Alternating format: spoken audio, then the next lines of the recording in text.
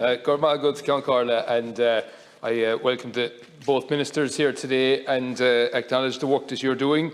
You're working very hard in the department in your respective portfolios, and thank you for the work that you are doing, because it's so important to hundreds of thousands of people throughout the country. And I want to acknowledge Maria Amelia from the department as well, who's here with us today as well, and who does huge work in that department behind the scenes, but it has to be acknowledged, because without the work of the people in the department who are doing so much, we wouldn't be seeing the progress that we are seeing.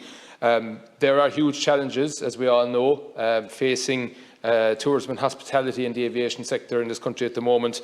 But I do want to acknowledge the really good initiatives and the really good work that's been done, particularly over the last year and a half since the beginning of the pandemic. And we've probably seen unprecedented intervention from government in the overall industry in the last year and a half. If you were to look pre-pandemic at the industry and someone were to tell you that the supports that are there now would be there, people would think it would be unthinkable.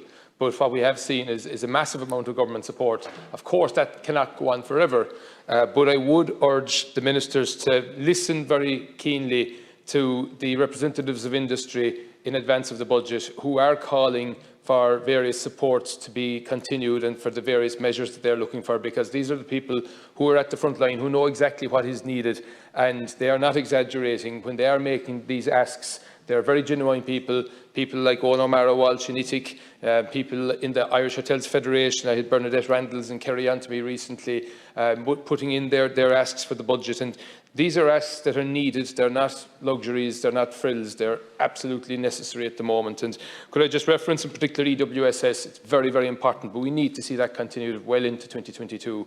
And I was looking there recently at texts on my phone with the then Taoiseach from the 14th of March 2020, as the pandemic was starting to get a grip on the country, looking at those types of ideas, how we could support industry, how we could keep businesses together and subsidise businesses. And thankfully, that scheme was developed and was put in place very effectively and very quickly, but it does need to be continued, because what we've seen is a huge loss in revenue, a huge loss in turnover for these affected businesses. So that is one thing that's very important. Could I also say as well that the VAT rate at 9%, that's what it should be permanently. And I welcome the fact that it has been reintroduced, but we really need a commitment, I would say, for the entire industry, that would be continued indefinitely.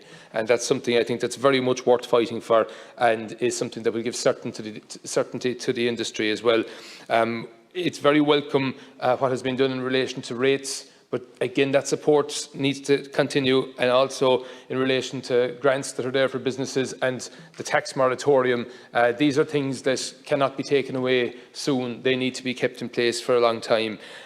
There's a huge challenge in relation to the cost of doing business, in relation to energy and in relation to insurance. We need more action on that, and we need to ensure that climate action in relation to fuel, in relation to energy, that we need to ensure that it's targeted, that it doesn't make it too uncompetitive for our tourism and hospitality sector. And that is a real danger and a real concern of many of the operators. And can I just say as well, in relation to skills and in relation to staffing, that's a massive, massive challenge right now.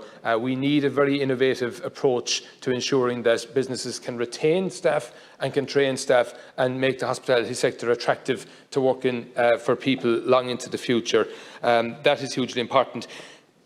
In relation to connectivity, I welcome the efforts that have been made. The Tourism Ireland initiative, the Press the Green Button initiative. Minister, you were over in the United States recently, I see, doing your best to promote the country, and that's very welcome. We need to support both Tourism Ireland and Fáilte Ireland with stronger budgets. That work that they do is invaluable. Every cent invested in Tourism Ireland, in my opinion, is money absolutely well invested and comes back in droves for this country. And that is something in the budget that we need to be very mindful of and support that organisation in the excellent work that they do under the leadership of Niall Gibbons and his wonderful team all over the world. They have a massive global footprint, but that footprint needs to be supported with funding from the state as well. Could I just say, in the minute or so I have left, or 40 seconds, a number of initiatives that I'm very passionate about developing the Wild Atlantic Walkway. It's in the programme for government. It's one that I was very keen to get in there. It's a massive opportunity for this country if we can progress that.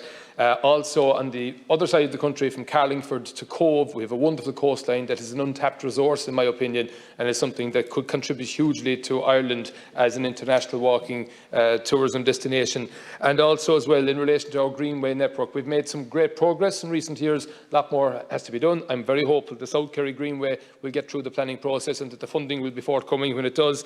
But the target needs to be to link up that entire network to create one single cycling destination on greenways in this country. It is achievable, but the funding needs to be there and the will needs to be there as well. I've no doubt that the will is there, but it's something we all collectively need to work on.